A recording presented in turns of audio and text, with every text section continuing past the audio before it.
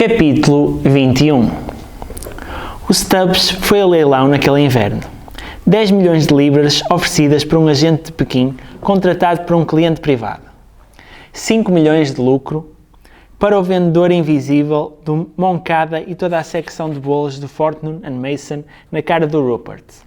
O Sr. e a Sra. Tiger obviamente não liam as publicações de leilões, ou se liam, não quiseram abrir a boca. Tentei investigar a venda para descobrir se precisava de evitar alguém, mas a obra desapareceu de vista. Enfiada num cofre algures, com uns quantos jágals nazis, talvez, pronta a aparecer daqui a algumas décadas. Eis algumas coisas que acontecem quando se assassina alguém. Saltamos ao ouvir inesperadamente a rádio. Nunca entramos numa divisão vazia. O ruído fundo da nossa consciência nunca passa e por vezes há monstros nos nossos sonhos. Porém, com o desaparecimento do Stubbs, o último elo com a minha vida antiga quebrara-se levemente. Até Roma, entendi limitar-me a reagir sendo impelida pelas circunstâncias. Acreditava ter um plano, mas este consistia apenas em escapar o mais rapidamente possível da melhor maneira que conseguisse. Já não era assim. O incidente com o Cameron fora lamentável, certamente, e o do Silva era uma preocupação, mas à medida que o tempo passou, reparei que não pensava neles. Sem suspeitas não são provas, afinal de contas. Tinha uma vida nova para viver. Quando o quadro foi vendido, eu tinha tudo tratado. Ao sair da Suíça, soube exatamente por onde ir. Como não acreditava que o Sexo e a Cidade fosse um documentário, não achei que valesse a pena ir para Nova Iorque e, além disso, os Estados Unidos exigiam documentos e preocupações com vistos de residência. Pensei no clássico da América do Sul, Buenos Aires, mas o meu espanhol era de colegial. A Ásia pareceu-me demasiado distante. Não via muito a minha mãe, mas ainda assim não gostei da ideia de ir para tão longe.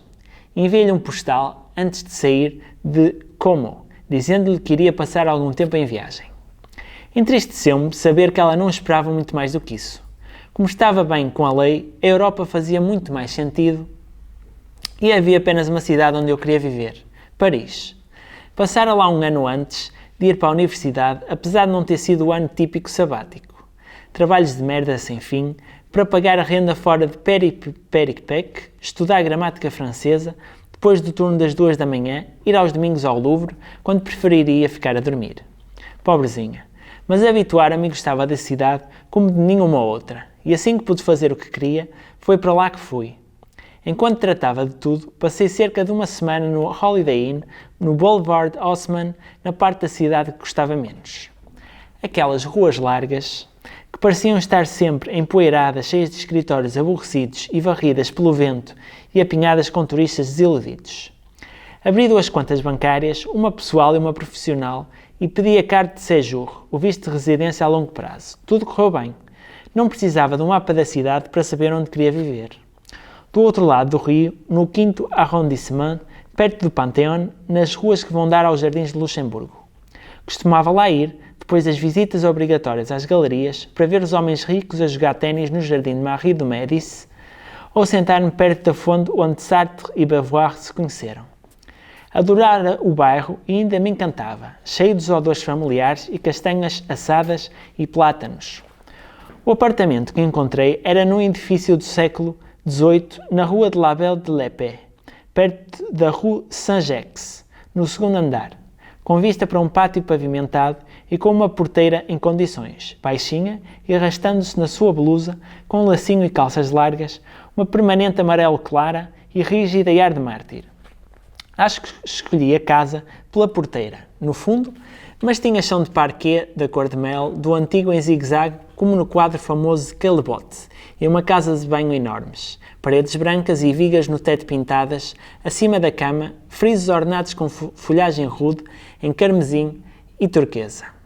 Ele que vivera naquela rua, vi no roteiro de viagem. A primeira coisa que comprei foi um quadro horrendo de Ull Anderson de Paradise Galleries, de Nova York, uma tela de um verde apagado com uma mancha de matéria fecal num dos cantos. Enviei-a para o escritório do Steve, em Guernsey, e escrevi-lhe uma mensagem de telemóvel com um smiley. E, obrigada por me ajudares a começar. Tinha seguido os resultados da minha viagem de pesquisa ao barco do Balansky, lendo o Financial Times, o Steve lucrara bastante. Escondera o negócio usando o estratagema do costume, aumentando o interesse do fundo de gestão no ramo da hotelaria, assim como no grupo Rivoli, e depois lucrando com o aumento das ações quando o Ricasso adquiriu o grupo. Organizado e completamente ilegal. Mas o Steve não respondeu à mensagem, fora para Nova York ou para Dubai ou Sydney, e surpreendeu-me reparar que isso me magoava um pouco. Queria mandar algum dinheiro ao Dave, o meu único amigo homem que não sofria da Asperger, mas não descobria uma forma de o fazer que não fosse conspícua. E ele também estava full comigo. Não podia deixar que a situação continuasse assim. Enviei-lhe uma mensagem apreensivamente perguntando-lhe como estava. Respondeu com a palavra Bonhams, um ponto de exclamação e um smiley. Não me mandou beijos, mas fiquei aliviada. A Bonhams não era uma das duas grandes casas de leilões, mas era decente e o Dave voltar a trabalhar.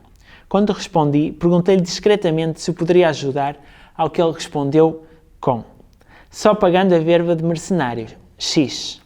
Ele costumava brincar, dizendo que teria acabado a trabalhar como segurança privado num sítio como a Somália, como muitos dos seus camaradas da tropa, e só a perda da perna o poupara. Fiquei felicíssima, mas não muito surpreendida por ele me ter perdoado. O Dave era suficientemente esperto para reconhecer que os ressentimentos eram uma perda de tempo para todos. E então fui às compras.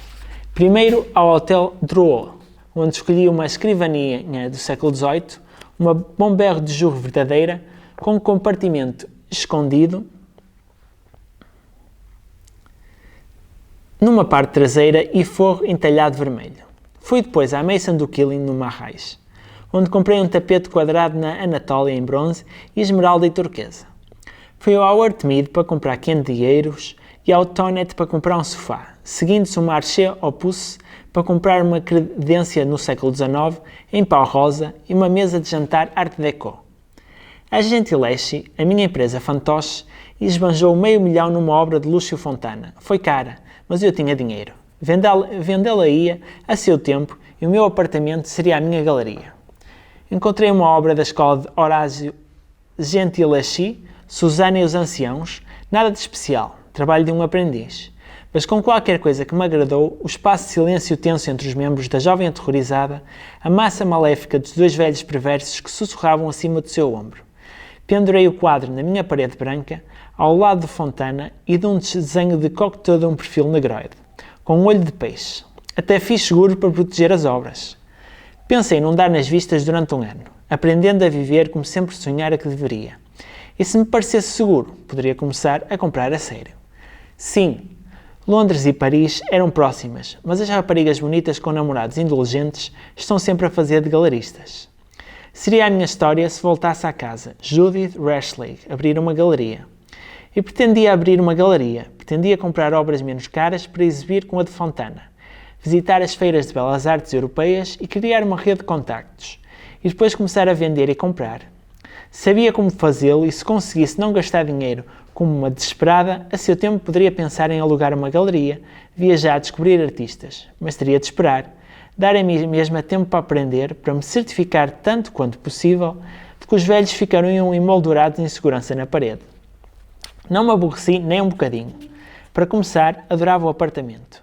Por vezes passava 10 minutos perturbadores simplesmente a acariciá-lo, passando as palmas das mãos pelos contornos, passando as pontas dos dedos pelas linhas que o sol desenhava nas cortinhas de linho firmes, pelas ameias do tapete Killing. Adorava o cheiro a cera e as velas de Strudel e a tabaco. Adorava abrir uma garrafa de vinho e vertê-la para um dos copos Art Nouveau, pesados e cor de jade que encontrara numa feira de velharias, perto do Mercado das Flores. Adorava o som pesado que a porta fazia ao fechar e o silêncio no interior. Por vezes fazia-me tão feliz que dava piruetas nua pelo corredor largo da casa de banho para o quarto. Não que recebesse lá visitas. Para isso, havia o que os parisienses chamavam de la nuit. A Paris verdadeira é uma cidade pequena, arrumada dentro da faixa protetora que são as autoroutes. Os subúrbios, apinhados de fontinards, cansados e rapazes árabes zangados e alienados, não contam. Como qualquer cidade tem as suas tribos, mas estas estão organizadas como uma matriosca, umas dentro das outras, com aquilo a que as revistas chamam de os poucos felizardos no centro. Não me interessavam, porém, as festas da moda dos meninos ricos da Paris Oeste, pois procurava algo mais particular e também ignorei os anúncios bem feitos das últimas páginas do Pariscope. Experimentara alguns durante o ano que passara em Paris, os bares em caves cheios de masturbadores de meia-idade e turistas à procura de emoções. Não me opunha por princípio a foder gente feia, sou democrática, mas agora poderia ser mais exigente. Fui então aos sítios óbvios, Le Baron e Les Maisons Blanches, até ao pobre e velho Queen, nos Campos Elíseos e ao Le Cab, na Place do Palais Royal. Fui diligente e frequentemente até os seguranças me cumprimentarem com «Salut, chérie» e levantarem as cordas assim que me viam. Sentei-me e conversei e bebi. E comprei coca para dar e garrafas de 100 euros de vodka má para partilhar com DJs lésbicas e playboys italianos, concentrando-me nas mulheres, sempre nas mulheres, até o meu telemóvel novo estar cheio de mensagens, inanes e beijos e se poder dizer de forma verosímil que arranjara amigas. Conheci a Ivete numa festa particular em Castel, cheia de rapazes magros que usavam casacos de veludo e modelos com rostos ostensivamente limpos de maquilhagem. Usava um Stetson branco e dançava em cima de uma das banquetas, porque quando se é louca não se pode dançar no chão, bebendo de uma garrafa de Jack Daniels, rodando com desprezo um laço acima da multidão de eurogays, rastas platinadas a oscilar ao som de Daft Punk. Gostei do seu estilo, como gosto sempre de pessoas que se inventam a si mesmas. Ofereci-lhe uma linha por volta das 4 da manhã, a hora branca, e tornámos-nos melhores amigas. Apresentou-me ao grupo daquela noite. Stefan, o traficante, parecia um estudante de filosofia, um par de modelos de 1,80 m, vindas do Midwest, que raios partas já não usavam na Kansas. E um visconde qualquer que usava roupa de couro da Harley Davidson e dizia ser produtor de cinema. Eram todos reluzentes, eram todos bonitos. Mais tarde, a Ivete levou-me para um after-party numa penthouse no 7º arrondissement, paredes de cobre ondulado, em tronco loiro e cortinas escuras e espessas para afastar a madrugada.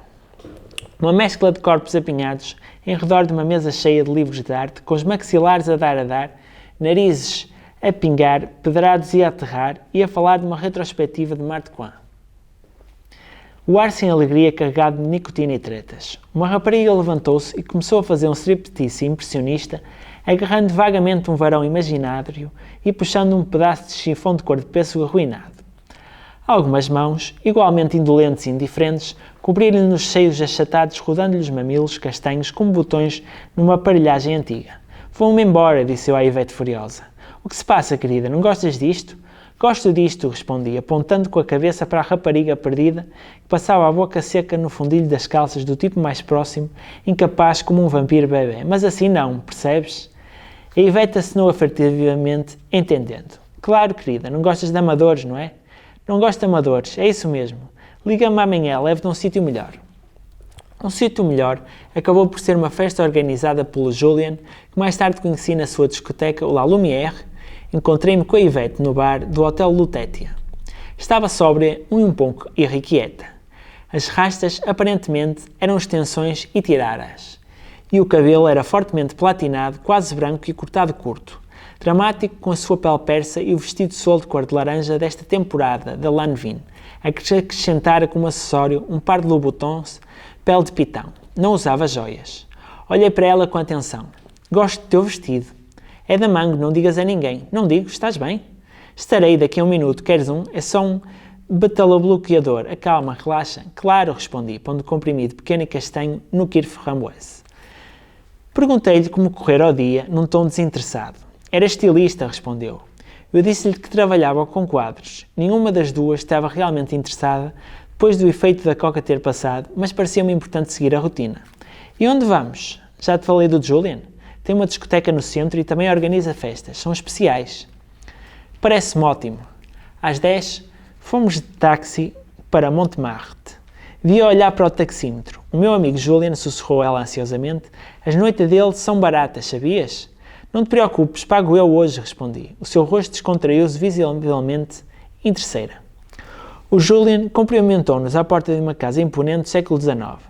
Era magro e compensava a falta de atratividade com um fato italiano justo e brogues reluzentes da Aubercy. Demasiado elegante para não ser sórdido. A Ivete apresentou-nos e eu pus a mão na mala, mas ele convidou-nos a entrar descontraídamente, passando pelo pátio. Mais tarde, querida, mais tarde. No interior, os candeeiros de vidro colorido e os aquecedores elétricos discretos tornavam a divisão acolhedora, apesar de ser um abril frio. Os meus saltos altos afundaram-se, olhei para baixo e vi que andava em cima de um tapete persa. Espreguiceiras e caldeirões pesados de mogno, porta-vasos de latão e mesinhas de ouropel tinham sido trazidas para criar uma sala de estar exterior.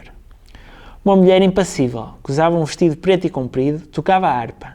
Parecia algo saído de um romance burguês, vitoriano, se as criadas que traziam tabuleiros redondos de sauternes gelado e pedaços espessos de foie gras não estivessem nuas, usando apenas botas compridas e pretas de botões, luvas pretas, compridas, de cetim e chapéus de palhinha com faixas de gorgorão, preto e espesso. Cerca de 30 pessoas fumavam e conversavam à luz suave e quente dos candeeiros elaborados da Fortuny, as mulheres com vestidos de cocktail simples e elegantes, os homens com fatos escuros. Uau! Disse eu à Ivete com sinceridade. Ela sorriu genuinamente. Gostas? Muito, obrigado por me trazeres. E daqui a pouco jantamos. E depois respondi sorrindo. A Ivete cumprimentou algumas pessoas que conhecia, apresentando-me. As mulheres usaram o vou formal, os homens fizeram vénias formais, para nos beijarem as mãos. Nenhum confronto de estatuto como no barco de Belansky se a carreira da Ivete não fosse bem o que ela fingia ser. E parecia-me que não era, não interessava. A beleza bastava, e se não houvesse sombra, não havia beleza.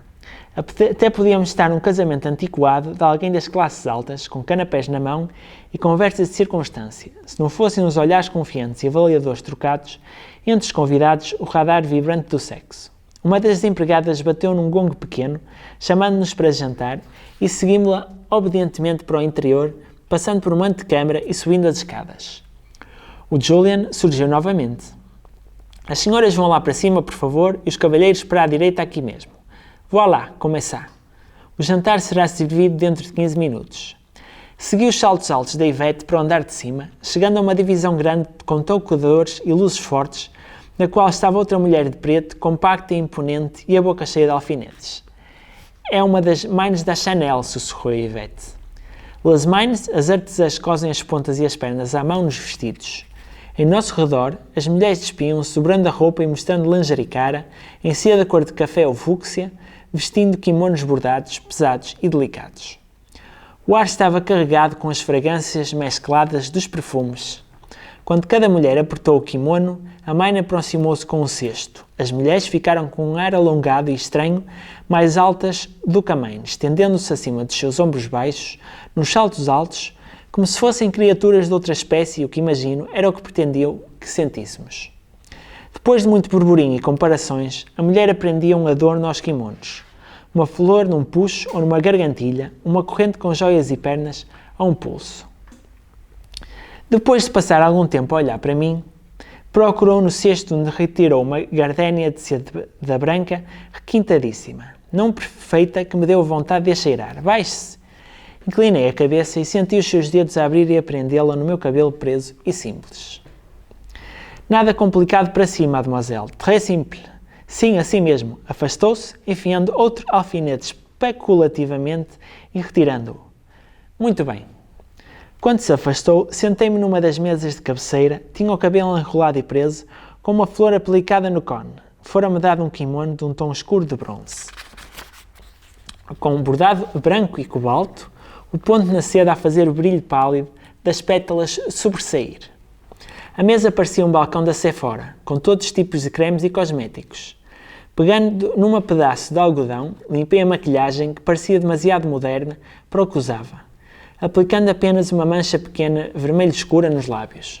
O meu reflexo estava estranho, como se tivesse sido redesenhada por Ingres, e olhando em redor, reparei que as outras mulheres também tinham sido alteradas. A Ivete usava um vestido escarlate, com mangas largas até aos cotovelos, com os braços cobertos por correntes de filigrana de ouro e couro e penas de pavão como peias de falcão. A mulher baixa bateu palmas, apesar do quarto estar curiosamente em silêncio, concentrado e não haver os costumeiros risinhos e exclamações de quando as mulheres se vestem juntas.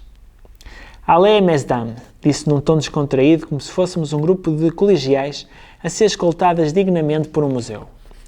As bainhas dos kimonos e os saltos altos pontiagudos ressoavam em simultâneo no parquet. Atravessámos o corredor até chegarmos junto de umas portas duplas, com o burburinho a indicar que os homens já tinham entrado. A sala era iluminada por velas, com pequenas mesas entre os sofás e cadeiras baixas. Os homens lá dentro usavam pijamas grossos de cetim preto, com casacos decorados com alamares, o brilho do tecido a contrastar com as camisas engomadas. Um botão de punho, um relógio fino brilhavam em tons de ouro ocasionalmente à luz das velas. Um monograma dourado ondulava sob um lenço de seda extravagante. Teria parecido ridículo, teatral, se os pormenores não fossem tão perfeitos, mas senti-me hipnotizada, a minha pulsação lenta e profunda. A Yvette foi levada por um homem com uma pena de pavão presa no punho da camisa. Levantei o olhar e vi outro homem aproximar-se de mim, com uma gardénia na lapela igual à minha. Então, é assim que funciona? Sim, enquanto comemos. Depois pode escolher. Bonsoir. Bonsoir. Era alto e magro, mas o corpo era mais jovem do que o seu rosto severo e marcado por rugas, com cabelo já grisalho, penteado para trás, revelando uma fronte alta e grande, a pele em volta dos olhos levemente escurecida, como um santo bizantino. Levou-me para um sofá, esperou enquanto me sentei e deu-me um copo de cristal com vinho branco seco, límpido. A formalidade era calculada, mas gostei da coreografia. O Julian apreciava claramente o prazer da antecipação. As raparigas que serviam, praticamente nuas, traziam pratos pequenos, com pastéis minúsculos de lagosta e depois fatias de peito de pato com mel e pasta de gengibre, tulho de framboesas e morangos. Apontavam para a comida sem dizerem nada. Os frutos vermelhos dão um sabor tão delicioso à rata de uma mulher, comentou o meu companheiro de refeição. Eu sei. Ouviram-se conversas em surdina, mas as pessoas preferiam observar e beber, com os seus olhos a focarem-se nos outros, envolta nos movimentos rápidos das empregadas, que tinham corpos de dançarina. Reparei, magras, mas musculadas. As barrigas das pernas firmes acima das botas apertadas. Um segundo empregado, além do corpos de balé, via Yvette do outro lado da sala sombria. Davam-lhe figos recheados com amêndoas, espetados num garfo de prata, o corpo estendido como de uma serpente, a sugestão de uma coxa escura sobre a seda vermelha. Solenemente, as empregadas percorreram a sala com apagadores de velas, escurecendo-a e espalhando a fragrância de cera de abelha, e senti então a mão do homem na minha coxa a descrever círculos e a acariciar sem qualquer pressa, e a firmeza entre as minhas pernas como resposta. As raparigas pousaram tabuleiros lacados com preservativos, garrafas pequenas de cristal com óleo de monói, lubrificante decantado para pratos de bombons. Alguns dos casais beijavam-se, felizes com o par, outros levantaram-se educadamente e atravessaram a sala para encontrarem a presa que tinham selecionado. O roupão da Yvette pendia-lhe das pernas abertas, no meio das quais a cabeça de um homem mergulhava. Entreolhávamos e ela sorriu voluptuosamente, deixando depois a cabeça pender para trás e pousar na almofada com os movimentos extasiados de uma drogada a perder os sentidos. A mão do santo tocaram-lhe na rata. Parou, desapertou-me o kimono e passou os dedos pelos meus seios, rodando levemente os mamilos. Pensei na pobre coitada na noite anterior, entupida de coca e a gemer na penthouse. Gostas assim? Sim, gosto. E gostei. Gostei de passar da sua mão pelo meu corpo.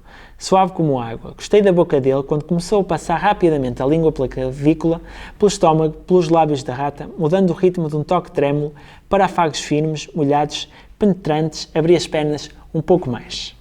Mais fundo. Mexeu-se para se ajoelhar no chão, continuou a acariciar-me com uma das mãos aos olhos, ao nível dos lábios abertos da minha rata, enfiou lentamente um dedo dentro de mim, depois dois, depois três, abrindo-me completamente a língua sem nunca sair do meu clitóris. Fechei os olhos, mas não serviu de nada. Queria mais. Tens um amigo? Certamente. Vem comigo.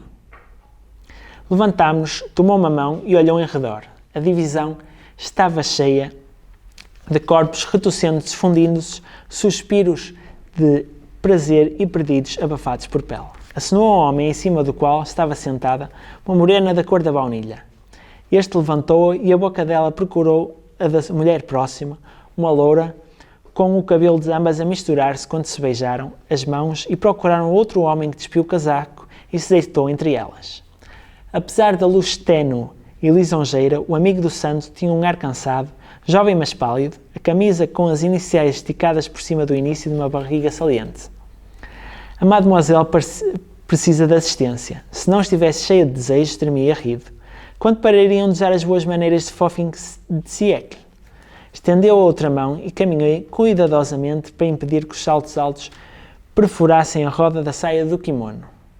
Quando me levaram para um quarto pequeno e com luz tenue, onde havia apenas um diva baixo que o enchia completamente, iluminando por um candelabro. Um queimador de incenso soltava uma fragrância densa e canela a almíscar, correias de couro pendiam do teto como varas de videira. Estendi a mão, agarrando entre ambas as palmas, sentindo o comprimento das pernas, os seios retesados e eretos, roçando na seda fresca, sabendo que era desejável, sabendo que era poderosa. Acenei ao santo, que se colocou em posição atrás de mim, atrapalhando-se por instantes com o preservativo, e entrou em mim firme e muito confiante. As mãos assentes nas minhas nádegas, empurrando com força. Gostas assim? Acenei afirmativamente. Estendi os dedos para o clitóris e fechei os olhos, prendendo-me nele e no seu ritmo forte. As mãos do segundo homem massajavam-me as costas, o interior das coxas. Apertei os músculos da rata, espalmando o polegar de encontro ao clitóris, ondas vermelhas escuras e pretas no centro de mim, mais fundo, com mais força. Vi-me empurrando as minhas ancas contra o pênis e senti a onda do seu orgasmo antes de mudar de posição. Queres foder mais? Claro. Como te chamas? Não chamo. Quero foder-te o cu, posso? O santo estava deitado, apoiado num cotovelo. Deu um pratinho de porcelana cheio de lubrificante ao outro homem e levantou-se olhando avidamente. Força!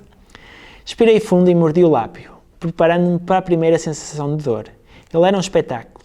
Obviamente orgulhoso do seu tesouro inesperado, enfiou-se habilmente, não recuando até estar completamente lá dentro, os dedos deslizando para o interior da minha rata até estarem encostados à parede da carne que se separava do sexo dele. Gemi um pouco, empurrei-me para trás e comecei a fazê-lo deslizar, respondendo à pressão. Sentia-me cheia, empanturrada. Queria vir-me antes dele. Adorava isso. Adorava ser fodida por um coiso duro. Prefiro sem preservativo no cu, o bálsamo da esporra depois da primeira entrada quente e forte. Bateu-me com força nas nádegas com as costas da mão. Outra vez, disse, sentindo o sangue a correr, a palpitar, fabuloso nos nervos. Sabia o que eu queria e fê-lo outra vez com mais força, fazendo-me oscilar e rodar na correia. Assim? Sim, é isso que... A pancada veio de surpresa, um gancho de boxista no maxilar. Senti as pálpebras a estremecer. E assim? Obrigada. Abre mais, boa menina, assim mesmo. O cabelo prendia-me para a frente, agarrou em redor do punho, puxando-me a cabeça para trás, fazendo-o outra vez com força ao embater contra mim, para que eu sentisse o pênis enfiado até à garganta. Era fantástico. Enfiei 2 dedos, sentindo a cabeça inchada pela parede fina de carne. Fode-me com força até me vir, 1, 2, 3 vezes. Eu suava, pendendo como uma marionete partida na correia de couro. Ele empurrou-me para diante, prendendo-me as correias debaixo dos braços, pendurando-me sem parar de me foder. Levantou-me as coxas, enrolando-as em redor da sua cintura larga, o braço contra as minhas costelas para ficar suspensa contra ele. O ângulo levando-o ainda mais para dentro de mim. Não consegui tirar os dedos clitóris, parei de contar. Resfolgava, rosnava guturalmente, ansiando para que ele se viesse, que me inundasse, mas senti então a mão alargar-me os pulsos das correias, abaixar-me com as pernas e braços abertos para o divã, onde o santo esperava deitado de costas, pronto outra vez. Saiu. Estava encharcada, tão molhada que a primeira investida do santo foi tão forte e rápida que me fez grunhir, mas voltei a sentar-me e encontrei a posição certa, cavalgando-o, com a cara debruçada e escondida pela cortina de cabelo. A voz do seu amigo murmurando ritmicamente ao meu ouvido. Sim, assim. Querida, leva com ele. Até me vir, sentindo-o estremecer e ceder dentro de mim e virar-me, afastando-me encharcada de suor debaixo de roupão. O amigo aproximou-se, pegando num copo, enchendo a boca com vinho e puxando-me para cima para o poder sugar dos seus lábios. A frescura de vinho alastrar-me pelos pulmões. Retirei 3 cigarros de uma cigarreira que apareceram numa mesa de cabeceira e acendi um para cada. O amigo tomou-me pela mão, virando-o até o pulso ficar exposto aos seus lábios e afastou-me em direção à sala de estar. Descansei, deitando-me no peito do santo, enquanto fumávamos na sua mão a tocar-me gentilmente no pescoço. Senti-me gloriosa, como se tivesse ouro fundido dentro de mim. Pegou nas beatas, esticou-se para as apagar, largando-me. Beijei-o levemente no canto da boca, sentindo a fragrância do tabaco fresco, compondo o cabelo, prendendo a torre caída. Até? Deitei-me outra vez, encostando a boca ao seu ouvido. Obrigada, foste maravilhoso, mas estou ocupada. Vai, querida, diverte. E diverti-me até me sentir, qual é o termo correto? Saciado. Quando saí de mão dada à Ivete, voltando ao passeio, várias horas depois e com menos 1000 euros na carteira, senti subitamente uma ternura profunda por ela Gratidão por me ter proporcionado exatamente o que eu precisava. Tinha o cartão de Julian na mala com a flor de seda prensada. Podemos ir ao boulevard procurar um táxi. Prefiro apanhar o metro. Ainda é cedo. Estávamos sóbrias, estranhamente bem educadas, como se ambas tivéssemos visto a outra a fazer o que fez num sonho distante. Queria fazer algo por ela. Empresto-te o dinheiro para pagares. Desculpa, não tenho nada mais pequeno. Dás-me o troco noutra altura. Disse pousando-lhe uma nota amassada de 500 euros na mão. Os sinos de Sacré-Cœur repicaram dando as 3. Passávamos por uma Bonne-Algérie que radiava a luz amarelada e de onde saía o cheiro espesso da manteiga e da farinha, pois os fornos tinham sido acesos. Tira os sapatos. O quê? Olhei rapidamente pela porta, agarrei alguns pães ao chocolate quentes e enfiei-os na mala, enchendo-a de migalhas. Pequeno almoço, corre! Corremos em direção a Rochechouart, descalças, impelidas pela rua íngreme, até não conseguimos parar. A Ivete começou a rir-se, eu também. Os vestidos ondularem-nos nos joelhos, até a corrida e o sorriso serem o mesmo. E algures ao longe uma voz de homem gritou, o que se passa? O que nos fez rir e correr ainda mais, resfolgando e esfregando os olhos. A valeta estava cheia de água roxa, sentámos no passeio com os pés doridos, mergulhados na água, maravilhosamente suja que corria, enfiámos punhados de massa e chocolate a escaldar na boca, cuspindo migalhas e engolindo, sugando a manteiga das mãos.